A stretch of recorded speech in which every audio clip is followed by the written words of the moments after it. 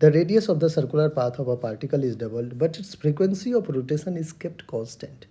If the initial centripetal force be F, then final value of centripetal force be.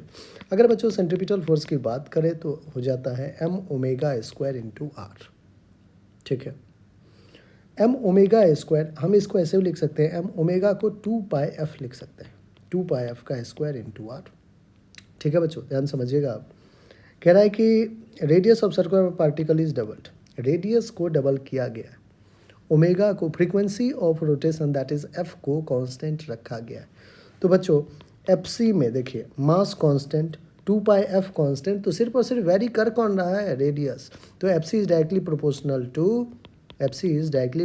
To R. अब आइए जो नया centripetal F C new लिख देता हूँ मैं, एफ सी न्यू हमें फाइंड आउट करना है। F C new will be directly proportional to, अब यहाँ पे आर की जगह क्या लिखेंगे, डबल किया है तो 2r। ये रहा आपका इक्वेशन 1, ये रहा इक्वेशन 2।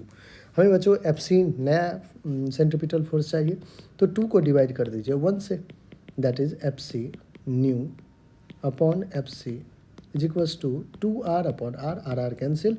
तो यहाँ से जो न्यू सेंट्रीपिटल फोर्स आ रहा है एफ सी न्यू, वो कितना आ रहा है बच्चों, वो आ रहा है 2 टाइम्स ऑफ एफ सी, और एफ सी की वैल्यू एफ दे रखा है, that is 2 times of F. 2 times of F हमारा कौन सा ऑप्शन है, फोर्थ ऑप्शन, और फोर्थ ही हमारा क्या है, बिल्कुल करेक्ट ऑप्शन है।